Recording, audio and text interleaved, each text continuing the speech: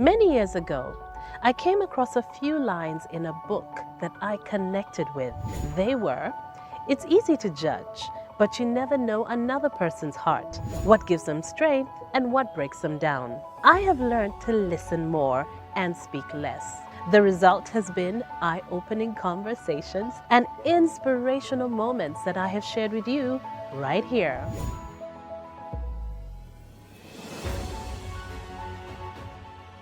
Hi, welcome to another episode of Crystal One-on-One. I am Crystal, and today I'm so happy to introduce my guest, that is Rachael Mwine.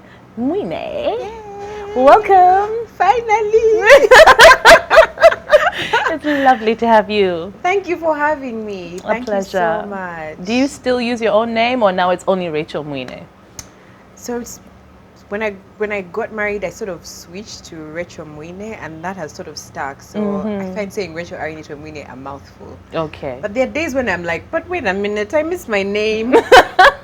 So yeah, sometimes it's Rachael Mwine, but mostly Rachael Mwine.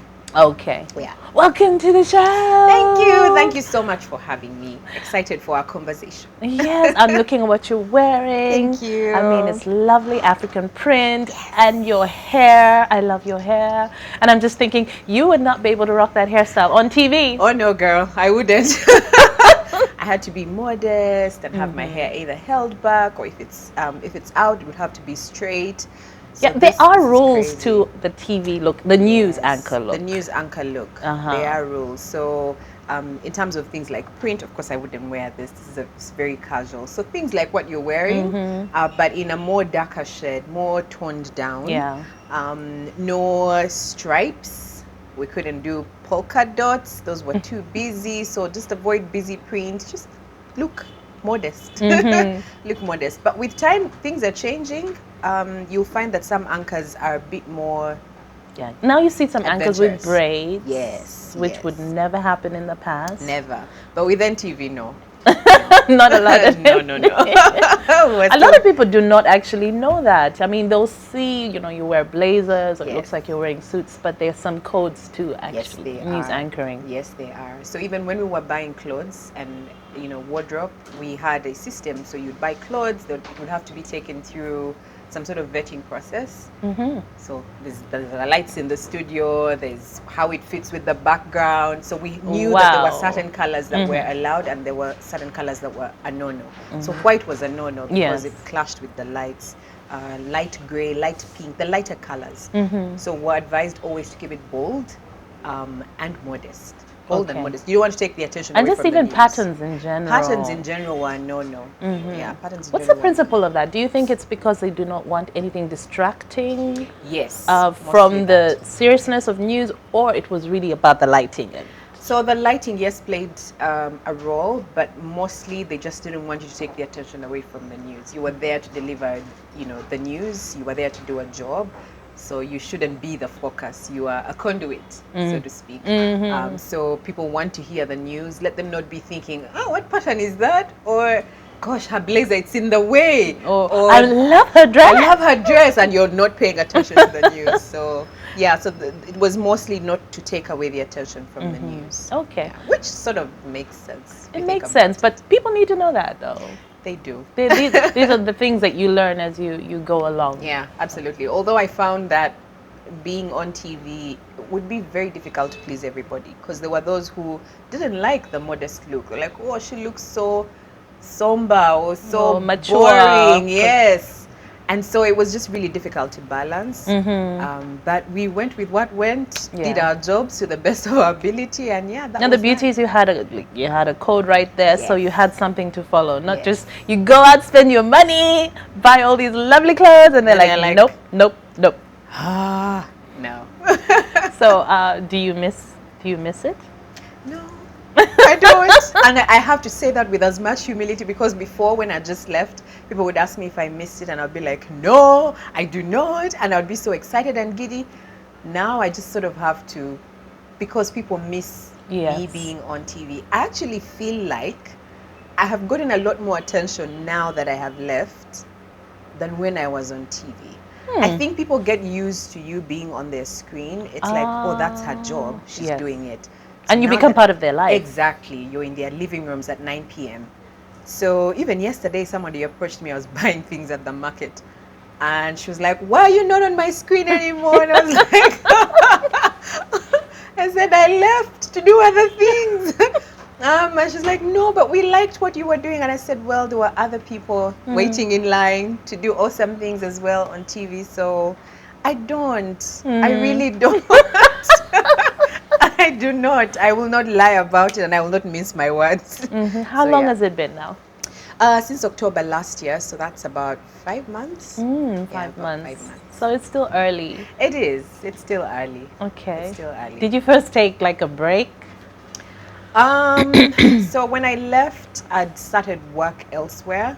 I was 2 weeks into my new job. Oh, okay. You had Yes. already started. I'd already started.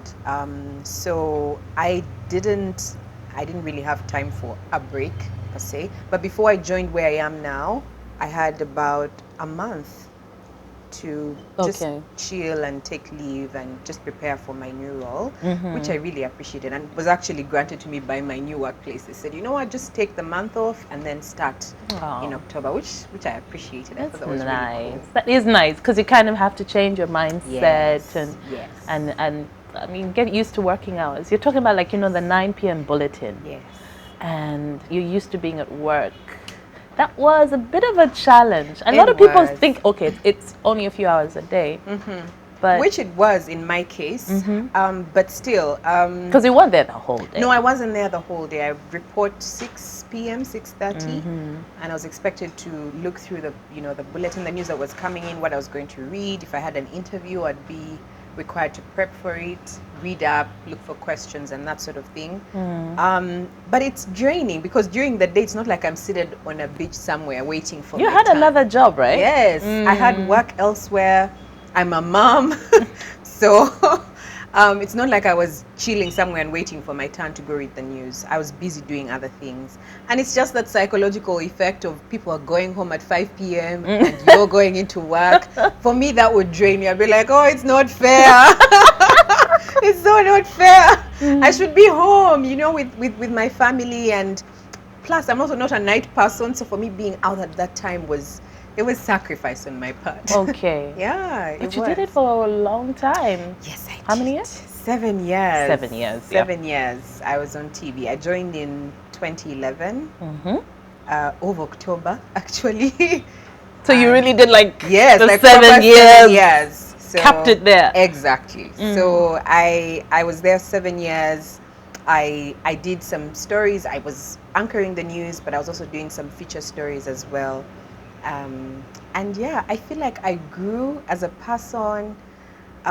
TV opened doors for me, opportunities, gave me a platform to speak and be heard. And in there, I guess I discovered a lot more of who I am and what I wanted to do in life. Yeah. And I really appreciate my time on TV. I Yeah. do. Well, that's good. Yeah. So let's go back to the little Rachael. Oh, little Rachael. Little Rachael. Was she naughty? Was she timid? Was she shy? I think a little bit of everything. My mom will tell you I used to speak to plants. Like I would wake up in the morning and the plants were my class. So I always wanted that. I'm commanding such an audience. So I would speak to them. I'll tell them stop talking and I would beat them and like I would interact with flowers and plants just in the garden.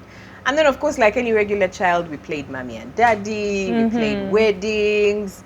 I was naughty, yes, but overall very, what's the word? I don't want to say modest. Like I would be put in line and I would stay there. Okay. I wasn't. So you I weren't wasn't over the top. rebellious? No, I was not rebellious. I wasn't. You were just like a curious child. Yes. Were Very you curious. talkative? Chatty, yes. As a child. I was very chatty. And you're one of how many? One of 4. I'm the second. You're the second born. Second girl, second born. I have 2 sisters and a brother. Ah, and the brothers? Brother. Brother, is he the last one? Yes, he's the last. Ah, yeah. Yeah. Did you He's the spoil last. him? We did until until more recently. Actually, he's away. He's not in Uganda. I feel like we did spoil him a little bit. So he had his sisters to look up to. He'd always come to us for money when we started working. He was actually the naughty one. He was the naughty one. So you know how they say, like, because he had all these people to protect him. Yes, to protect him. And then he was the boy that my parents were looking for. So it was 3 girls, and then, oh, let's try this again. Yay, we finally had a boy. So he, you know how they say in every family there's that one child that is almost wayward for whatever reason. So my brother was that for a while. He was naughty. Sometimes we didn't know what he wanted to do with himself. And then he found his passion. He sings. He's a musician, yes. He traveled to the US and did a course in worship and music. And it's like a complete 360. Like, we do not recognize him sometimes. He's so changed, and I guess also living in a different environment. Yes. You are forced to grow up. So he did. I guess it was a phase, maybe. It was a phase. Or like you said, he was just finding his way. That too. It's funny, when you find your purpose, things kind of click in place. They fall in place. They do. Exactly. Yeah. Okay.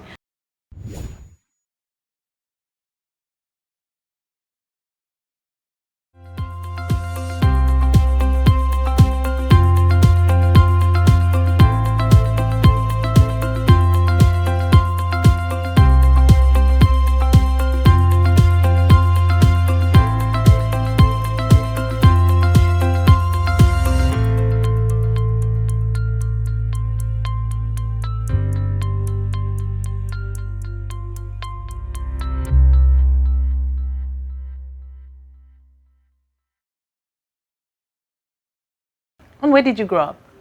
Right here in Kampala. We lived in Ndeba. There's a place called Ndeba, Najana Nkumbi. I think when I was much younger, I moved to Ndeba. We lived, I think, in Chebando at some point. And then my parents built a house in Chireka, Kamuli. So that's where they are now. So we were known as the pastor's children. And so I think we forced to sort of keep that privacy because people were in our business, and not in a bad way. Our dad is a pastor, so they were home most of the time. Our home was constantly filled with people. So we sort of found solace in each other. Like, we are each other's keeper. You are my sister, you're my brother. And it was interesting growing up in a pastor's home. We didn't have as much privacy. That's what I'm thinking, because you are sharing your home with people. We gave up our beds a number of times. My mom would be like, oh, so somebody's coming. So maybe Grace share with Sarah, and we hated sharing beds. So we did that. I remember going to church. Church those days lasted maybe anywhere between 3 or 4 hours. And because dad is the pastor, you don't just up and leave when you feel like it. No, you have to be there. You have to be there when the service ends. And you have to be active as well. Thank you. You know, do something. Join the youth ministry or be an usher or something. So my dad is a people person. So when church would be done, he would invite people home. Even without prior planning. So my mom just sort of had to fall in line. Your mom's a superstar. Right? So she'd be like, so-and-so is coming, so-and-so is coming. And then there were times when, so we had to give them a lift. So we are not going to fit in the car. So we'd sort of take a taxi. And then, so we'd get home and there are visitors. And of course, my mom is like, wait. So you, the children? Yes. And your mom? No. Mom had her seat. So you, the children, would take the taxi because daddy has younger. Daddy has visitors he's bringing at home. Wow. Yeah, it was... You know, now that I look back at it, it's a bit... It would have infuriated me now. But then we were little, we were young, so get onto a taxi, would walk down to the park because there were no bodas at the time, get onto a taxi, get home, and when you got home, you were not sitting at the table to have lunch. You were sitting and saying, okay, how do we... Because before we left for church, we'd have to prepare lunch. So we prepared lunch enough for the people who are around. So when we get home, there's maybe 3 or 4 extra people. So my mom would have to think on her feet, what do we do? Okay, let's serve, and then maybe you guys can eat later. So it was, it was interesting growing up. When I think about it now, like, how did we manage? How did we manage? But how do you feel about it now? Because, you know why I'm asking? I talk to a friend of mine who kind of has a similar background, yeah. where there were people always coming in and out of the home, Yeah. and the parents were always hosting so many other Yeah. people. Same thing, giving up her room, Yeah. giving up her bed, Yeah. and she's kind of angry as an adult. As an adult. It was like one of those intense, Yeah. and she's like kind of angry about it because she's like, you know, I felt like as a child, Yeah. I didn't really Get the most of my parents. or feel like, you know, I had a place. So I wouldn't say I'm angry. I think it's just changed my perception about how I do things. So I vowed I will not marry a pastor. Let's start there. Let's start there. Did Like, you ever tell your mom I don't this? know. Of course I can. She's okay talking about it because she's not as active. My dad is retired now. He's Yeah. home and unwell. So Because it's a life of service, and as a Yes. family, you are part you're of it. all part of it. So we talk about it now. We laugh about it. But I vowed, I was like, I don't think I have the grace that my mom had to do a lot of the things that she did and to have so many people come into her home. I must confess this, I don't even feel like the whole idea of having people come over, I don't know if it traumatized me, but I don't go looking for people to come and visit me. So hosting for me is not the way some people enjoy hosting. For Yes. me, I feel like I have to gather energy from the east and the west, thoughts and ideas. So no, like if It has to be planned. yes, it has to be planned. I have to mentally prepare, think about what I'm going to prepare, like in terms of food, how I'm going to entertain you, all of that. I feel like that probably came from growing up because with us there was no time to plan. Yeah. You woke You're up always thinking on your feet. yes, and thinking on your feet. What do we prepare? What do we have in the kitchen? That sort of thing. So I guess that's how it has affected me, and I feel like I'm a lot more private now because of that. so many people. Yes, I am a lot more private. I Okay. prefer and I'm a home person. I want to be home in my space, enjoying my immediate family. Yeah, so I guess it has affected me in that way. I wouldn't say I'm angry. Yeah. And the church was? The church is Deliverance Church. It's in Makere right now. Okay. It used to be in Nakasero, and then they moved to Makere to their own space. Okay. Yeah. All right. Yeah. So as far back as you can remember, you were always in church. Pretty much. Yeah, pretty much until, well, I'm still in church, not as active as I was, but until shortly before I got married. Actually, shortly after I started in the media, because I started out as a radio news anchor, and there were times I did bulletins at 7 p.m. 7 p.m. was the last bulletin I did. So it became increasingly difficult for me to do anything in church.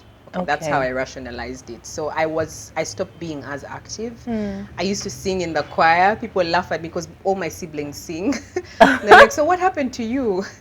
I'm like, well, I started and then sort of fell off the wagon. But we talk about it now with my siblings and we laugh about it. And I tell them, I think it all worked out for the best. I really don't think I would have gone very far in terms of But you're all singing. different at the end of the day, Exactly, right? And you all have your yes. different Strengths. So I'm really happy with the way it turned out. Okay. I am. Okay. Yeah. Did you ever see yourself, okay, like you said I'm not marrying a pastor. Yes. Thank you, Daddy. Thank you, but no thanks. But did you ever at some point, see yourself pursuing life in the church? No. So was this kind of clear to you that I'm going to figure it out on my own? And I think maybe you asked the question about how it affected me. I didn't see myself. I saw that as my dad's thing. It was his thing and we supported the best way we knew how. But when I did start in the media, I thought, this is an interesting path. I want to pursue it, and I don't know if I can do this alongside church. I could have spread myself because I was young then. I wasn't married. I had no kids. But no, I was very excited about the path that I sort of put like active ministry like on the side. I was like, no, let me just do church. I'll pitch in once in a while, but let me focus on this. And then shortly after I did radio, I went into TV and then became even busier. And so that was the focus. I think this is my platform. This is my what do they call it? My pulpit. This is where I'll do my ministry from. Okay. Yeah. So schools. School. For primary school, I attended a school called Joy Primary School. So Joy was started by the church. Ah. Yes, and of course, being a pastor's child, rather than go out and look for schools, so I went to Joy Primary School and did P1 to P7, and then I joined Gaza High School for my O level, and then went to Migade High School for my A level. Okay. Yeah. So you said that your parents were very traditional. Yes. He has said, she has said. Yes. So did that translate into school as well? You had to stay in line? No, interestingly, school, there was room for negotiation. I think as we grew older, my dad was disciplinarian. That's not the word. My dad was tough. He was Oh. yeah, like I have said this, it goes. Like we didn't have room to negotiate. With my mom, it was a bit more flexible. We sat and had conversations, and so when we started school after P7, I got into Gaza High School, and she was pretty much around most of the time. Dad was, busy with preaching here, preach there, preaching here, preach there. So mom was more involved in the nitty-gritty of raising us and school. So I think that she took on the friend and mom role. So we had a chance to negotiate and say, oh, I'm struggling with this subject, maybe I should drop it and do this one, that sort of thing. And yeah, so there was room for conversation. There was, especially regarding school. Okay. For real. So when I started doing school, I think it just sort of naturally happened that I wanted to do mass communication. So after S6, I applied for mass communication and I got it at UCU. So even there was not much haggling. I already knew what I wanted to do. So all they had to do was just sort of pay fees and allow me. So were you doing anything geared towards that in school? No, I wasn't.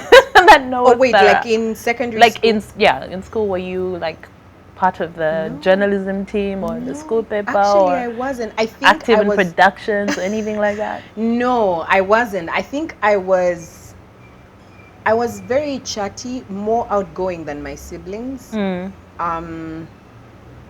And very interested in like media and the arts and music, and I think my parents saw that and sort of said, okay, I think she's leaning more towards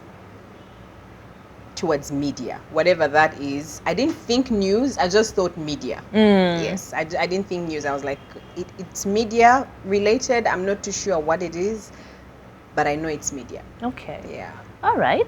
So you're talking about like growing up, your home always had people coming in and out. Was it family as well, or is it mostly, just guests and visitors? Were you close to the rest of your family? My wider family? Yeah. Yes, for a while, but I think it was mostly church. There was some family that was close that came in and out, both on my mom and my dad's side. But overall, it was mostly people from church, people who considered my dad a spiritual dad, or people who looked up to him for advice and for inspiration. It was mostly people from church. But yeah, there were a few members of family that sort of came through. We lived with cousins, some uncles of mine, because at the time they were much younger than my mom. My mom is the firstborn in her family, and so her younger brothers and sister lived with us for a while, and then as they progressed in school and in life, they sort of moved on to other things. So it was I guess it was a combination of both, but mostly church. Okay. Yeah. In a lot of the situations I've heard about, when you talk about pastors' families, there tends to be like one child who is the wild card. Yes. Did you have the one child? So is that your brother? My brother was for a while. I honestly think it was. He was just rebelling. Yeah, it was just a phase, and then also just trying to figure out what it is he wanted to do. He was at the university. He did computer science. Struggled a little bit in terms of like retakes. You know how it is when you're much younger. He had a couple of retakes here and there. And then, you know, it's like we were constantly pushing him, go do this, go do this. What do you want to do, you know? And I think as the older you grow as a boy, when you're in your parents' home, the pressure to be something and to do something with your life is a lot more than when you're a girl. And so we knew that he was passionate about singing, but we're like, so what's the future there? You know how it is in Uganda, like, so okay, so you want to sing. And then what? And then what? You know, so I guess I would like to think God found him. He found, you know, this university and attached to a church in the US that do courses and train people who would like to be, whether it's a worship pastor or somebody who trains other people in music. And he did that. He applied, got in, went to the US. We're all a bit worried. We're like, will you manage? You're all the way You over know, there. all the way over there.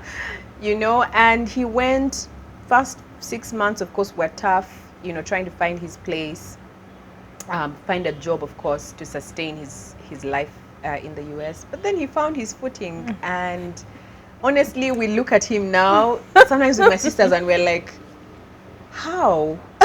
Sam is so different. I feel sometimes that he's a lot more mature than I am. The things that he says, the posts on Facebook, I'm like, wow, just wow. So it was like a complete 360, and he's doing very well. We're very proud of him. That's good. That's good. We're very proud.